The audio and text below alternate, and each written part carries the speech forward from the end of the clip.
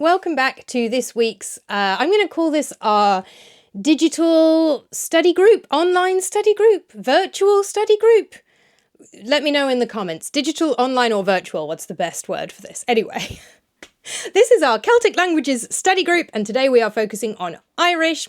I have a new mug specially for this group. So this isn't going to make any sense. Is that on camera? There we go. It's not going to make any sense if you've never seen Community. But since we are a languages study group, I had to get myself a Troy and Arbid in the morning mug that I can use in these videos. Today, all I have in the mug is absolutely basic PG Tips tea. Normally I actually drink fancier drinks than that. I am extremely fond of both fancy tea and fancy coffee to the point that it's really bad for my bank account.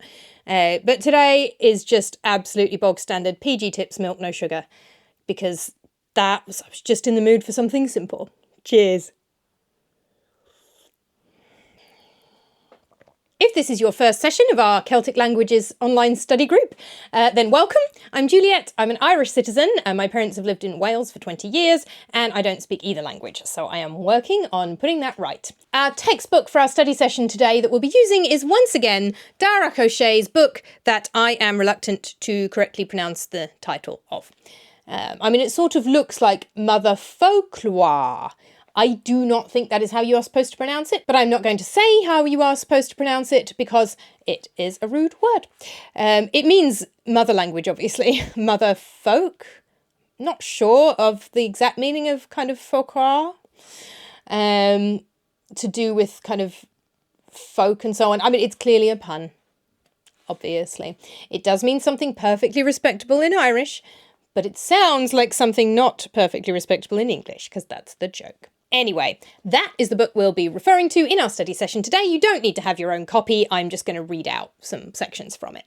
As I said, we are looking at Irish today, and I want to focus on fadas. Now, I think I am pronouncing that word right. It's spelled F-A-D-A, and I think fada is the way to pronounce it. The fadas are the accents that are part of the Irish language. So what they look like is what, when I was learning French, I learned as an acute accent. So different languages use accents in different ways, or like English doesn't use them at all. And there are different levels of importance of accent depending on the language and the type of accent. So French has quite a few. There is a word. So the accents are specifically the little lines that come off the top of letters. There is a word that covers all the different little things that can appear on letters, like the little hat that sometimes appears on the top of vowels in some languages. Let me look it up. 2 seconds. So according to Wikipedia, they are called diacritics and they are glyphs. And in fact, the circumflex, which is the little hat, is in fact a type of accent. There are other types of diacritics as well. These are these little glyphs or symbols that appear near letters, and they have different ones are part of different languages. They have different functions. There are different kind of levels of importance. When I first started learning ancient Greek, my teacher, and sadly, both of my Greek teachers have passed away, and may they both rest in peace. They were lovely people, and both of them, but particularly my Greek teacher at school, he said, in ancient Greek, sorry, not modern, don't worry too much about the accents because they're mostly about pronunciation and emphasis, and you can kind of learn that later, but the breathings are incredibly important. Now, these don't exist in Irish. This is a Greek thing. A breathing is a particular type of diacritic that stands for the letter H. I'll show it to you real quick. That took longer than I thought to find. All of my Greek language books and textbooks are at the office because I don't really use them anymore. I've had to pull out my own book to just try and find some Greek. Okay, so in Greek, a breathing functions as essentially the letter H. So a rough breathing, which is going that way, means that it's a H sound. So I don't know how easily I can show this to the camera. There we go. I don't know if you can even see that. Hang on. There we go. So that's a rough breathing on an eta, the one that looks like an N, and it's hair. It's the feminine for va. And then a smooth breathing would be like this one. Don't know if you can see what looks like an E and a V, which is actually EN. That's epsilon nu, and that's N. Anyway, we're not learning Greek, but the point being, I'm going to take the microphone off the jumper, so it's going to get caught. The point being that in Greek, the breathings really matter because they change the word. They put an H in it or not. And there has to be a rough or a smooth breathing every time a word starts with a vowel. There are other diacritics in Greek that have more to do with if you're doing poetry and you need to scan it, if you need to know how to pronounce it, it affects... it can affect the meaning, but that was kind of the really central one. And so you would get other ancient Greek teachers who would be much stricter about learning everything all at once. It just depends on the teaching style. But basically it came down to you absolutely have to know the breathings. You can kind of pick up the rest later. Similarly, I have gone through my life with reasonably decent French without paying massive amounts of attention to the accents. An acute accent is more of an eh sound, and a grave accent is more of an eh sound. Obviously, that's if it's an e. They can go on other vowels. They don't tend to affect the meaning quite so much, more the pronunciation. My French is not fluent, but it's like decent. So it really depends on the language and how the language functions, how important accents are, whether they are about getting the pronunciation right, whether they change the meaning of the word. With Irish, the good news is there's only really one to worry about, which is the fada, and that is that accent that looks like what in French I would refer to as an acute accent. The bad news is it matters. It does change the meaning of the word as well as changing the pronunciation. Oh, need some tea. Troy and Albert in the morning. So the fada in Irish does affect pronunciation. Basically, it makes the vowel long. I will read out Dara Hoché's explanation. He uses the example of the name. So if you don't put a fada on the name Conan, as in Conan O'Brien, you pronounce it Conan. One of my uncles is called Ronan, which has no fada on it. Same spelling with an R instead of a C. But if you put a fada on it, on the name Conan, it becomes, I would say Conan, but he writes it as Conon. So I think I need to work on my Irish long vowels. So Conan, but with a fada on the A, is not Conan, it's Conon. Conon. He adds that it's a great name meaning wolf. Curious what Ronan means now. Ronan apparently originally had two fadas and was Ronan, and comes from the word for seal, ron. So it means little seal. That's why Duolingo keeps wanting me to talk about seals. Duolingo's obsessed with me saying, I have a seal. I have a dog, that's a useful phrase. I really don't have a seal. It's like the Welsh one that's obsessed with parsnips.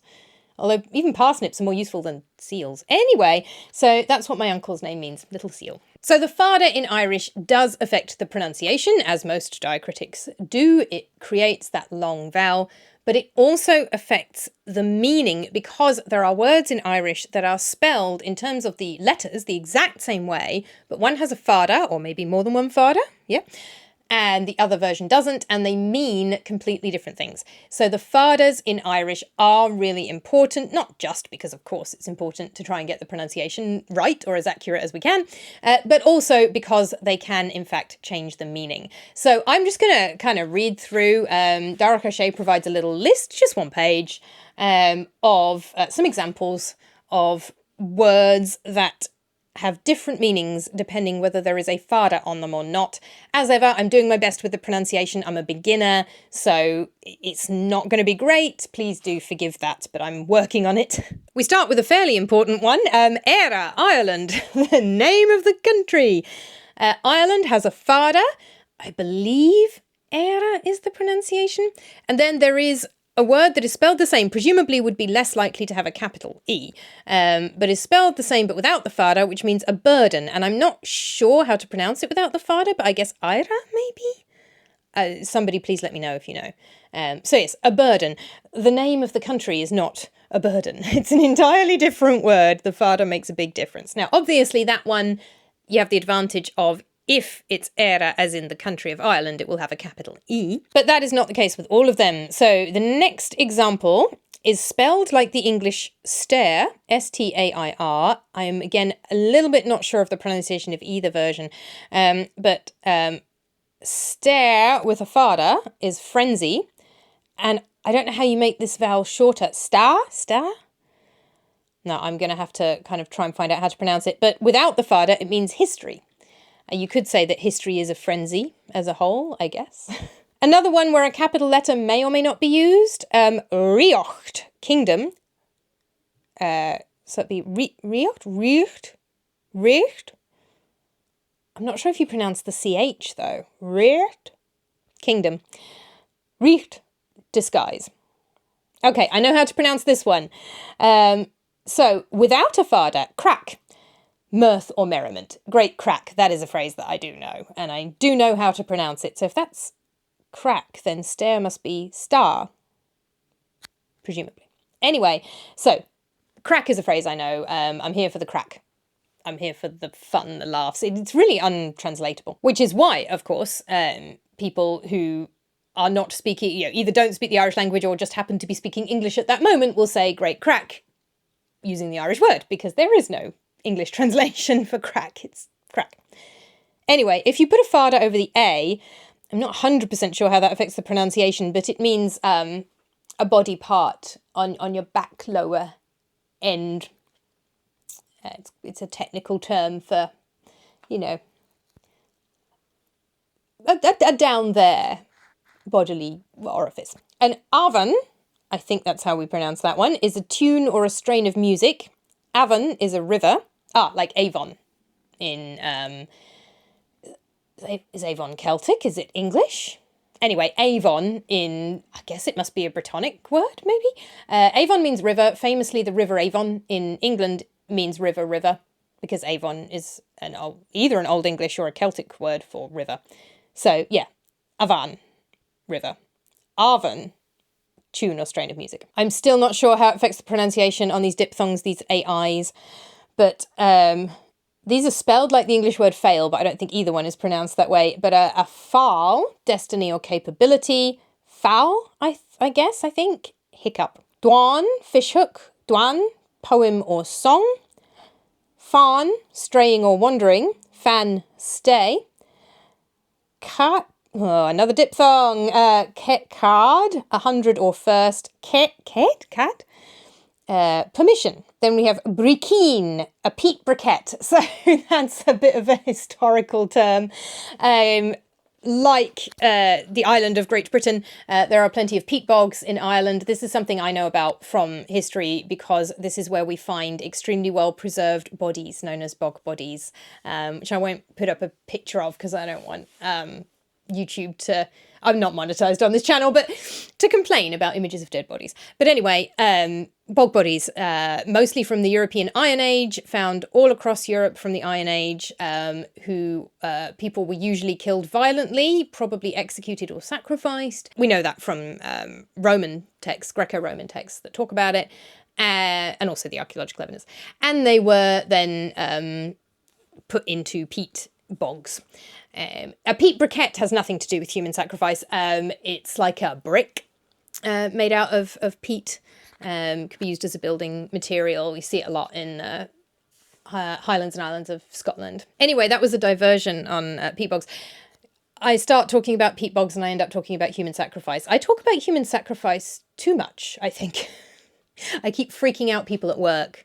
They need an example of just what's an essay question you might set your class, and I'm there going, did the Romans practice human sacrifice? And everyone looks at me and I'm like, that's one of the essay questions I set my class. Anyway, carrying on. So briquine is a peat briquette. Briquine is a freckle. So there's a fada on the second I in both cases, but only if it's a peat briquette is it on the first case. So briquine, peat briquette, briquine, freckle. If I'm pronouncing that right otherwise. Duchan, an inkwell or darkening. Duchan, sadness. I don't think I should be pronouncing the CH. I think that might be Duan, inkwell or darkening. Duan, sadness. Somebody let me know.